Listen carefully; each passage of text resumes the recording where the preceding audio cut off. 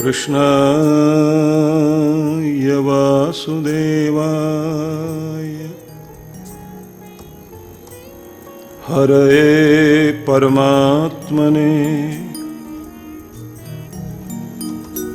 प्रणतक्लेशनाशाय गोविन्दाय नमो नमः।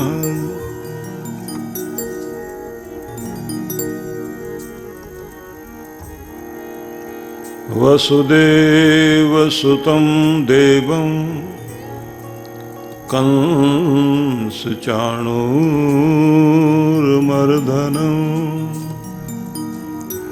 देवकी परमानन्दं कृष्णं वन्दे जगद्गुरुम्।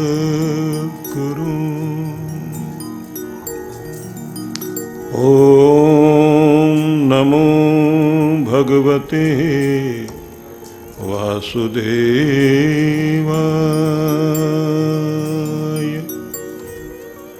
ॐ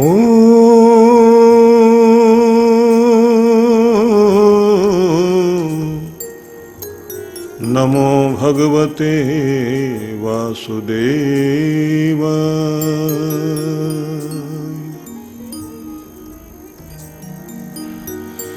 कृष्णं शरणं गच्छामि धर्मं शरणं गच्छामि गीता शरणं गच्छामि ध्यानं शरणं गच्छामि ज्ञानं शरणं गच्छामि सत्यं शरणं गच्छामि योगं शरणं गच्छामि कृष्णं शरणं गच्छामि।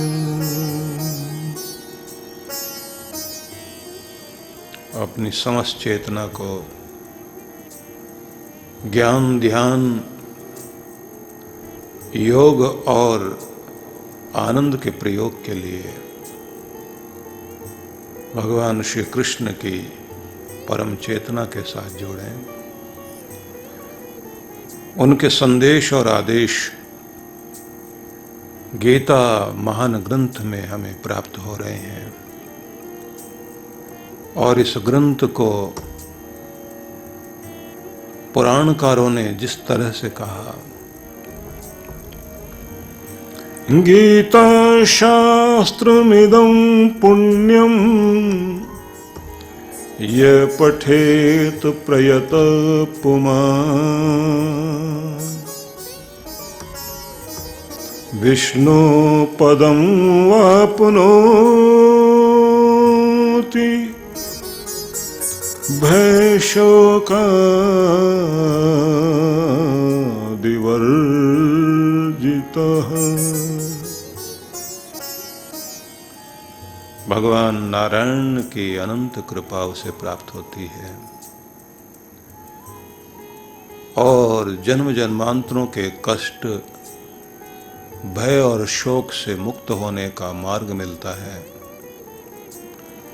जो गीता शास्त्र का अध्ययन करे या श्रद्धा भाव से इसे सुने। गीताध्ययनशीलस्य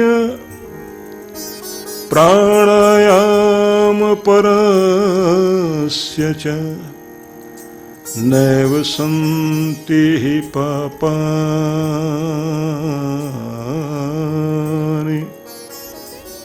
पूर्वजन्मतानि च। गीता से हमें पूर्व जन्म से संचित पाप कर्म को शोधन करने का सुंदर प्रयोग मिलता है।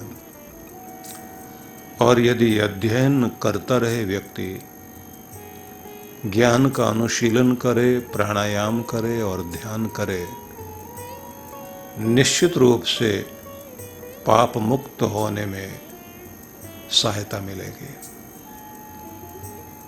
इसलिए हम श्रद्धा भाव से भगवान श्री कृष्ण के महान संदेश को और उनके द्वारा दिए गए आदेश को अवश्य श्रवण करें।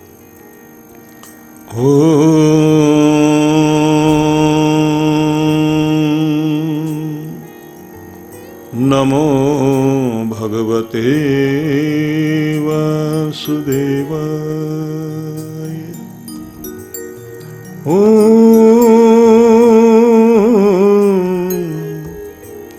नमो भगवते वासुदेवाय।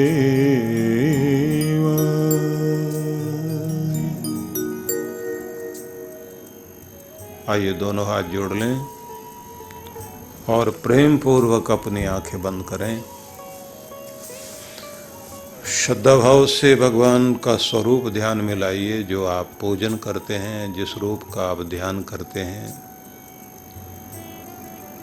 या उस परम ज्योति को जिसका प्रकाश सूर्य में, चंद्र में, तारों में है, जिसकी ज्योति हमारी आंखों में विद्यमान है, वह प्रकाशों का प्रकाश परमेश्वर उसे ज्ञान रूप में, प्रकाश रूप में अनुभव करते हुए अपने हृदय में एहसास कीजिए।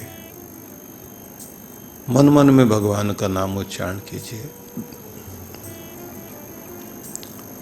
आशीष मांगिए, प्रभु आप पर कृपा करे, आपके परिवार पर कृपा करे, आपके कारोबार, आपके व्यापार में, आपकी नौकरी में, आपकी कमाई में बरकत दे, चल अचल संपदा आए, उस संपदा के साथ साथ उत्तम स्वास्थ्य भी और सदा प्रसन्न रहने का गुण प्राप्त हो, कर्मठ बने रहने की शक्ति आए, दानी, परोपकारी, सेवा भावी एक ऊंचा जीवन आपको प्राप्त हो, अपने पूर्वजों के यश को आप बढ़ा सकें। आशीष मांगिए, प्रार्थना कीजिए। दयालु देव, कृपा हमेशा बनाए रखना अपने बच्चे पर। मेरी छोटी सी दुनिया आबाद रहे, खुशहाल रहे, मेरे हृदय में पूरा संसार प्रेमपूर्ण ढंग से विराजमान हो और मैं सबके कल्याण की, सबके मंगल की कामना करता रहूं। पर मेरा विश्वास अपने सद्गुरु पर, अपने धर्म और कर्तव्यों पर रहे और मेरी निष्ठा प्रभु आपके चरणों में हमेशा बनी रहे। अपना आशीर्वाद दीजिए। ओम शांति शांति शांति। ओम। मातृशक्ति पुरुषों, आप सभी को बहुत बहुत आशीर्वाद। भगवान करे आप सभी सुखी रहें, आनंदित रहें।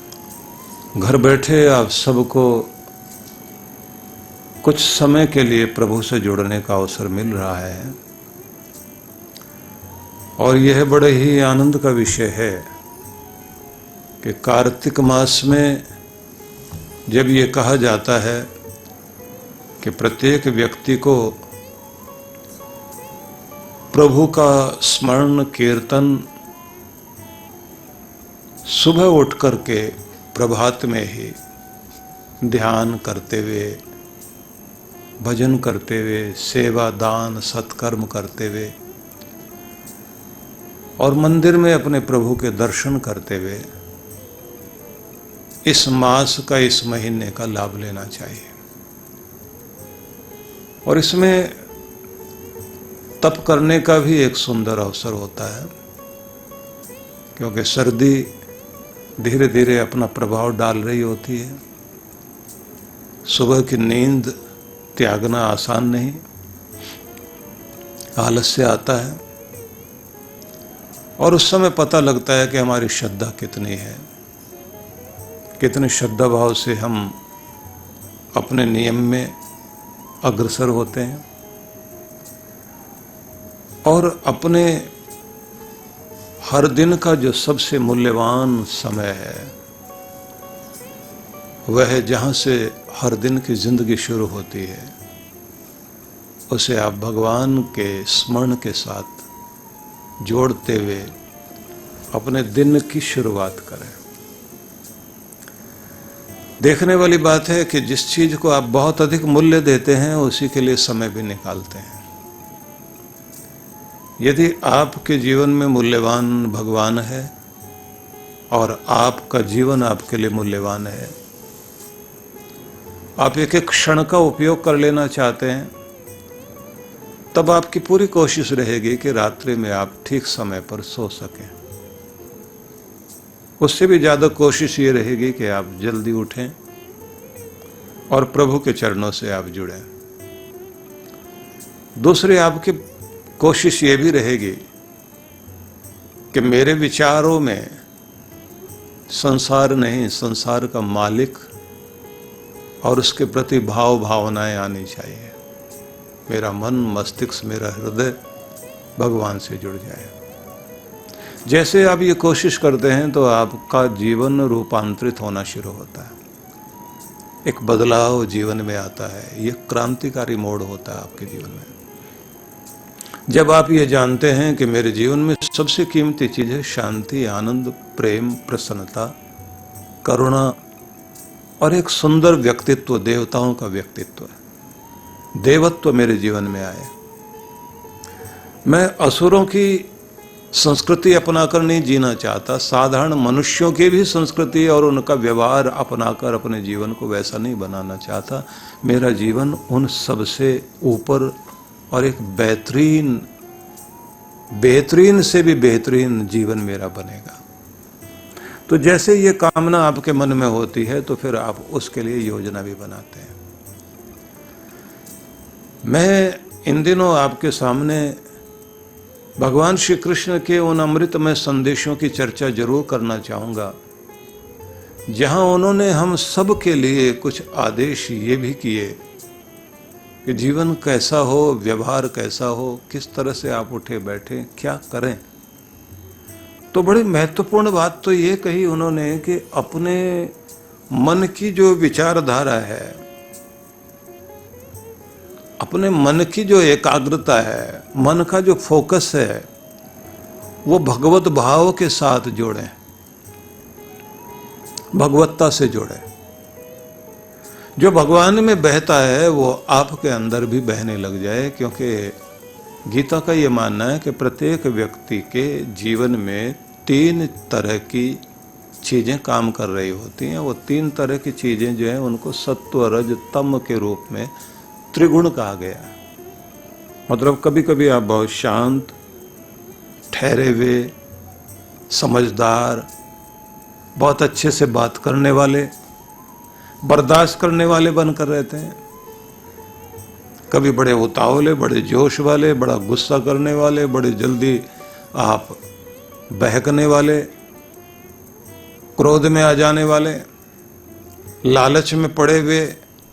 हर एक आदमी को इस रूप में देखते हैं कि इससे कैसे लाभ लिया जा सकता है, फायदा उठाया जा सकता है, बल्कि कोशिश ये भी होती है कि उसी को प्रणाम करते हैं जिससे लगता है इससे कुछ मिल सकता है। फायदे वाला आदमी काम का आदमी है। काम का मतलब है मेरे मतलब का आदमी, मेरा मतलब इससे पूरा हो सकता है। उसके इर्द गिर्द घूमेंगे, उसके परायण हो जाएंगे, उसके परिक्रमा करेंगे, आसपास घूमेंगे, आप महान हैं, आप श्रेष्ठ हैं, बॉस हैं, मालिक साहब हैं, शाह जी हैं, फलाने जी हैं, ये जी वो जी, बहुत सारे शब्द बोलते हैं उनके लिए। कुछ लोगों की तो आदत ही होती है ऐसे, जिनसे बहुत मतलब होता है उनको दूर से देखकर कहते हैं, और मालिक साहब क्या हाल चाल है, मालिको। इस तरह के शब्द के उनको अपना मालिक बना लेते हैं। मालिक वो व्यक्ति नहीं होता, बल्कि आपका लालच आपका मालिक बना हुआ होता है। जो चाटुकारिता चल रही होती है वो व्यक्ति की नहीं होती है, उसके पद की होती है, या उस कहना चाहिए आपके लालच की होती है। तो ये एक अलग व्यक्तित्व है जिसको आप कहेंगे ये राजसिक गुण है। एक तीसरी चीज और होती है प्रत्येक व्यक्ति के अंदर, बड़ा आलसी, और कोई अच्छी बात बताए तो वो कहते हैं कि ये ज्ञान आप अपने पास रखिए, हम लोगों को इसकी जरूरत नहीं है, और अगर ज़्यादा कीमती है तो आप इसको जो है ताले में बंद करके रखिए, और बिना मांगे तो दिया ही मत करो, बहुत कीमती है ये ज्ञान आपका, अपने पास रखो ना आप। हमारी ज़िंदगी जैसी है हमारी चलने दो, हम अपने में बहुत खुश हैं, समझाने की कोई ज़रूरत ही नहीं है। सत्संग में जाते हुए आदमी को कहेंगे, वो यही तो कहेंगे आदमी को अच्छा बनना चाहिए, शांत रहना चाहिए, पवित्र काम करने चाहिए, सहयोग करना चाहिए। ये तो मुझको भी मालूम है, मेरे से सुन लो तुम, वहां जाके क्या करोगे। और पलट के कोई आदमी पूछता नहीं कि आपको अगर मालूम है तो फिर आपकी जिंदगी में दिखाई क्यों नहीं देता। आपको अगर मालूम है तो आपने इसका फायदा क्यों नहीं उठाया। आपको जहर के बारे में पता है तो फिर आप जो है उस जहर को खा क्यों रही है, पी क्यों रहे हैं। तो बहुत विचित्र बात है कि आप तीन तरह के गुणों से अपने आप के व्यक्तित्व को प्रभावित होता हुआ जानते हैं, और आपको पता भी नहीं लगता कि कब कौन सा प्रकृति का गुण आपकी जिंदगी में आपको प्रभावित कर रहा है, कब सत्व गुण होता है। हाँ, ये बात जरूर ध्यान रख लीजिए कि पूरे दिन के अंदर आपको अलग अलग तरह से ये गुण प्रभावित करते हैं। जैसे प्रभात में सत्व गुण ज्यादा काम करता है, और रात्रि में तामसिक, एकदम उससे उल्टा। सवेरे उठते बड़ी शांति, बड़े प्रेम की, आदर की, अच्छी बातें, पवित्रता की बातें दिमाग में आएंगी, और रात्रि में उससे बिल्कुल उल्टा हो जाएगा। दिन में आप बहुत एक्टिव रहते हैं, सूरज जैसे जैसे ऊपर चढ़ता जाता है तो आपकी गतिशीलता बढ़ती जाती है, सूर्य जैसे ढलने लग जाता है तो आप लो फील करने लग जाते हैं। कुछ लोगों की बिल्कुल उल्टी होती है स्थिति के, वो रात्रि में रात जैसे आती तब वो एक्टिव होते हैं, और उस समय उन्हें कोई कहे कि 2 बजे तक कितना भी काम कराओ आप हमसे। तो अलग अलग तरह से प्रकृति के गुणों के कारण व्यक्ति का व्यक्तित्व बंधा हुआ है। लेकिन श्री कृष्ण गीता में ये सब बताने के बाद कहते हैं कि इससे आप देवत्व की तरफ नहीं आ सकते। अगर देवत्व की तरफ आना चाहते हैं, आप फरिश्तों जैसा, देवताओं जैसा जीवन जीना चाहते हैं, एक ऊंचा जीवन, क्योंकि देखिए ये बात भी ध्यान रख लेना, जिस तरह से हर दिन आपके अंदर सात्विकता, राजसिकता, तामसिकता एक एक क्रम के साथ आती है, तो तामसिक होने के बाद में फिर आदमी को चोट लगेगी या कुछ सोचेगा, अकेला बैठेगा और कहेगा नहीं ऐसा नहीं होना चाहिए, क्योंकि कितना भी झूठा आदमी हो सारा दिन झूठ बोल करके गुजारा नहीं कर सकता। बेईमान आदमी भी हर समय अपने बच्चों से, खुद से, पत्नी से, सबसे बेईमानी करते करते नहीं जी सकता। बदलता है आदमी, और वो मानता है कि ईमानदारी का अपना महत्व है, सच्चे होने का अपना महत्व है। बल्कि कमाल की बात तो ये है कि बड़े से बड़े डाकू भी पूरी दुनिया के लिए झूठे बेईमान हो सकते हैं, लेकिन वो अपने गैंग के साथ आपस में ईमानदार होते हैं। बांटने में बहुत ईमानदारी से बांटेंगे तभी उनका गैंग चलता है, और जिस दिन उनकी ईमानदारी टूटी, झगड़ा शुरू, उसी दिन पकड़े जाते हैं, उसी दिन पुलिस के गोली के शिकार बनते हैं। तो ये क्रम चलता रहता, सत्व गुण, रजोगुण, तमोगुण। तमोगुण से, हाँ ये बात जरूर ध्यान रख लीजिए कि जो सात्विक व्यक्ति होंगे देवत्व वाले लोग होंगे, अच्छे लोग होंगे, धर्म वाले लोग होंगे, उनमें तमोगुण कम मात्रा में होगा, मोनोपोली सत्व गुण की हो। अधिक प्रभाव जो है उनमें सत्व गुण का रहेगा। वो थोड़ी देर के लिए क्रोध में आ भी जाएंगे, रजोगुण आएगा उनके अंदर, लेकिन पत्थर पर खींची हुई लकीर की तरह नहीं होगा, पानी पर खींची हुई लकीर की तरह होगा। पानी पर आप लकड़ी से लकीर खींचने की कोशिश कीजिए, एक बार तो लगेगा लकीर खींची जा रही है, लेकिन पीछे मुड़ के देखे है ही नहीं। अभी आया गुस्सा, खत्म, बात भी भूल गया।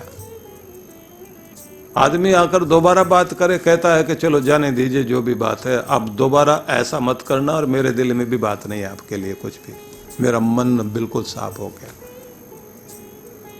लेकिन तामसिक आदमी का अगर क्रोध किसी के प्रति जाग गया या कोई झगड़ा हो गया, जिंदगी भर नहीं भूलेगा, जहरीले सर्प की तरह से फन उठाए खड़ा ही रहेगा। वो ऊंट की तरह से अपने बैर को पाले रखेगा, छोड़ेगा नहीं कभी भी, भूलेगा भी नहीं। तो ये प्रकृति के 3 गुण व्यक्ति को प्रभावित कर रहे होते हैं। इस चक्र में व्यक्ति चल रहा होता है, रात दिन रात दिन रात दिन। श्री कृष्ण भगवान 9वें अध्याय में 34वें श्लोक में जब ये कहते हैं मन मना भव, विचार तुम्हारे, तुम्हारा मन मेरा हो जाए, बड़ी अलग तरह की बात है। अभी संसार का बना हुआ है, अभी तुम दुनिया के बने हुए, अभी तुम रजोगुण वाले हो, तमोगुण वाले हो, तुम थोड़ी देर के लिए सतोगुण में आते हो, अभी थोड़ी देर के लिए शांत होते हो, लेकिन फिर तुम अपने स्वभाव में आ जाते हो, अपनी औकात दिखा जाते हो, अपने अंदर का पूरा रूप दिखा जाते हो। ये आपकी असलियत है। लोग बोल रहे होते हैं, अब समझ में आई आपकी असलियत, अब हमको पकड़ में आई, असली में तो तुम यही हो। तो असली रूप दिखा देते हैं लोग। लोग कहते हैं असली दांत दिखा दिए इसने अपने। अभी तक तो जो मुस्करा रहा था, गिड़गिड़ा रहा था, वो बात अलग है, असली वाले निकल आए बाहर। लेन देन में असलियत आ जाती है बाहर। लेने के टाइम अलग बात है, देना पड़ जाए।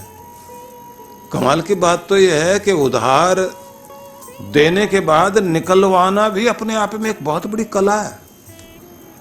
हर आदमी को नहीं आती हो अपने पैसे निकलवाने। किसी से गिड़गिड़ाओ, उसके सामने जाते रहो, जरूरत बताते रहो, रोज चक्कर काटते रहो। जैसे आप अपने मंदिर में परिक्रमा करते हैं भगवान की, वैसे उसकी परिक्रमा करो, और फिर वो थोड़ा थोड़ा देगा आपको, और बहुत एहसान करेगा। जैसे आप भीख मांगने वाले और वो देने वाला, वो दाता है, और उसको बड़ा दर्द हो रहा होता है दूसरे का दिया हुआ लौटाने में।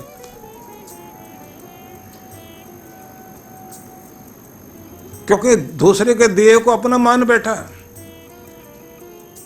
ठीक है कि किसी की मजबूरियां होती हैं, किसी की अपनी परेशानियां होती हैं, किसी का के साथ धोखा हो गया, किसी के साथ में जो है गरीबी, लाचारी, बेबसी आ गई, वो बात अलग हो सकती है। लेकिन वो लोग जिनके अंदर तामसिकता और रासिकता भरी पड़ी है, नहीं लौटाना चाहिए। तो जिंदगी को किसी एक ऊंचे स्तर पर अगर हम देखना चाहते हैं तो आपको गीता के उस संदेश को सुनना चाहिए जब भगवान श्री कृष्ण कहते हैं, तुम्हारे विचारों में मैं हूं या संसार है, तुम्हारा आदर्श कौन है? भगवान को आदर्श बनाइए। अपना मन मना भाव, अपना मन मुझ में एकाग्र करो। पूरे माइंड का फोकस भगवान में, भगवत्ता में, दिव्यता में, अच्छाई में, शुभ में। अब वो शुभ क्या, जिसके कारण पूरा संसार चल रहा है, पूरा नियम में, पूरा व्यवस्था में, पूरी तरह से व्यवस्थित और सुंदर दिव्य योजना के साथ पूरा संसार चल रहा है, कोई भी नियम का उल्लंघन नहीं करता। ये भगवत भाव है। एक अच्छी योजना के साथ अपनी जिंदगी बनाइए आप, और उस अच्छी योजना के साथ बना करके अपने जीवन को आप एक अच्छा प्रबंधन ऐसा बना दीजिए कि स्वचालित प्रक्रिया से चीजें चल रही हों। आपको भी उसी तरह चलना है कि सुबह उठें, ध्यान दीजिए,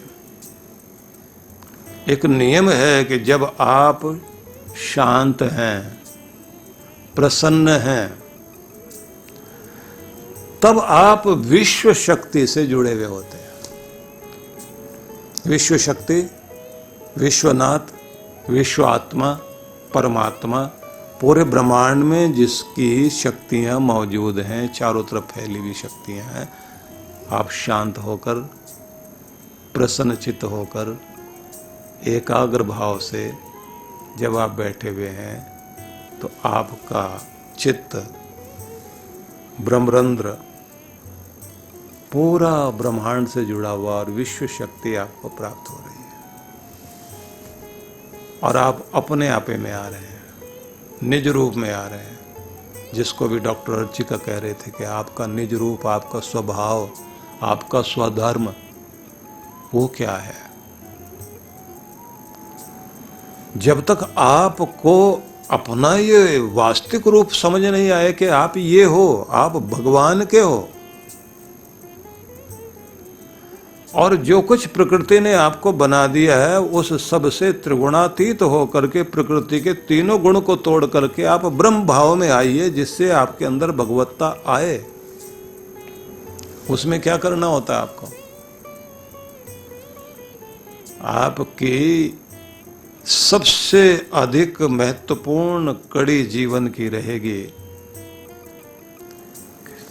रात्रि में सोने से पहले तक अपने मस्तिष्क को खाली करते हुए जितना अधिक शांत होते चले जाएं, क्योंकि नींद की तरफ जा रहे हैं आप। नींद में उतनी ही शांति मिलेगी जितना आपका मन शांत होगा।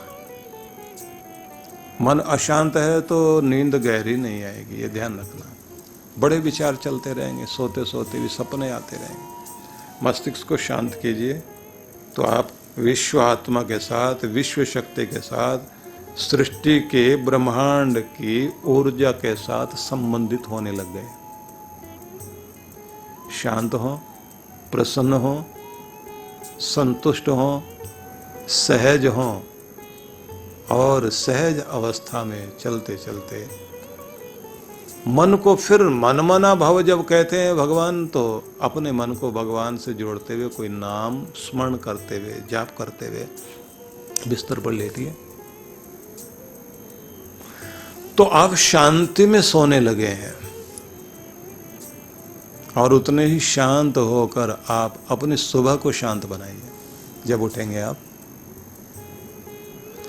अपने प्रभात को जितना शांत आप बना लेंगे, अपनी सारी चीजें व्यवस्थित करके रात्रि में ठीक करके रख दीजिए। सुबह आपको कौन सी चीजें कैसे चाहिए, कहीं इधर उधर दौड़ना ही ना पड़े। आप शांत होकर अपने दिन की यात्रा शुरू करें।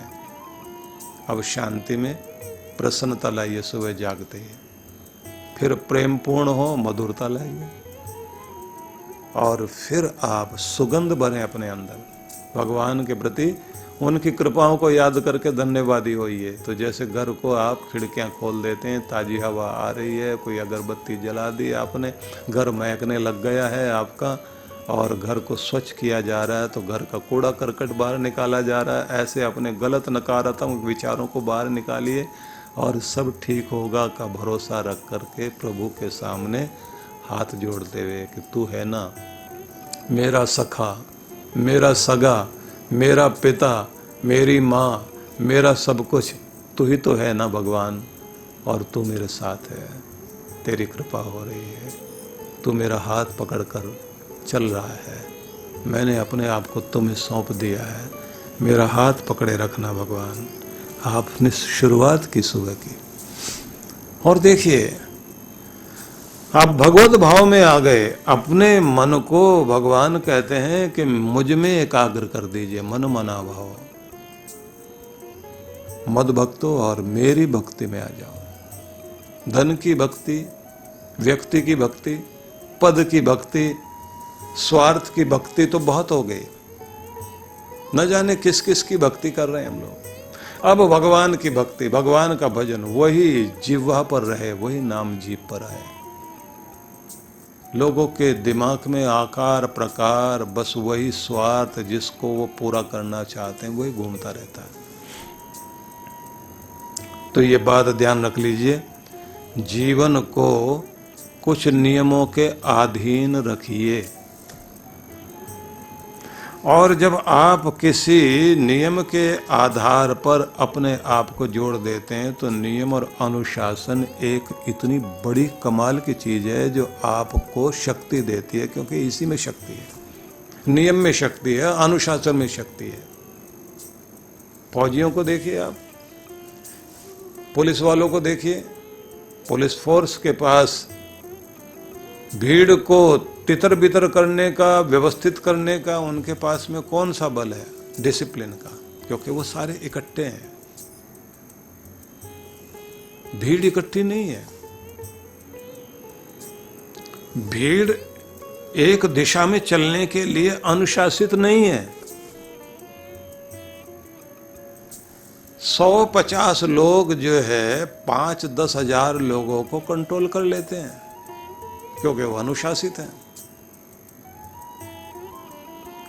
अनुशासन इतनी बड़ी ताकत है कि वो सबको बांध लेती है, क्योंकि अनुशासन शक्तियों को, बिखरी हुई शक्तियों को एकाग्र करने का तरीका है, जोड़ने का तरीका है, एक करने का तरीका है। धागों को जब आप लपेटते हुए रस्सी बनाते हैं, रेशों को लपेटते हुए रस्सी बनाते हैं, तो वो अनुशासित हो गए, बांध दिए गए, बट गए, जोड़ दिए गए। ऐसे करके उनको जोड़ दिया जाता है, बांध दिया जाता है। अब उनकी ताकत देखिए, तिनका क्या करेगा, लेकिन वो रेशा क्या करेगा, पतले पतले धागे क्या करेंगे, बट गए, मतलब जोड़ दिए गए।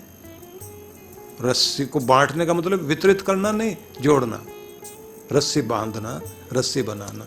अब उस रस्सी से हाथी बंध जाएगा।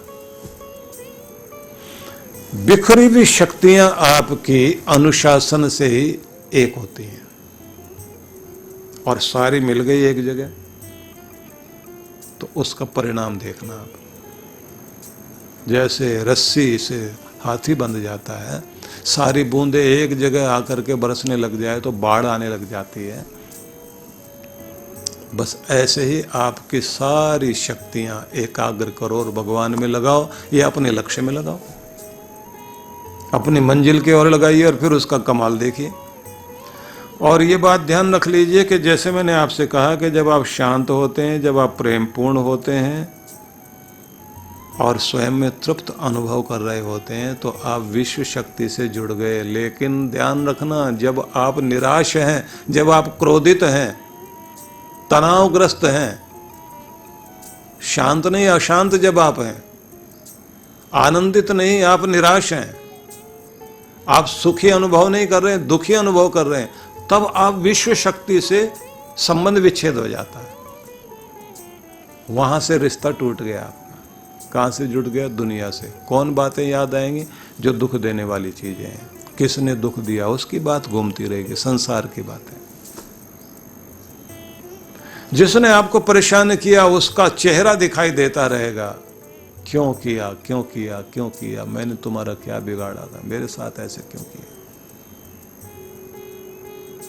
फिर गुस्सा आएगा, भगवान बदला लेना इससे, इसको जो उजाड़ देना, मिटा देना, तबाह कर देना।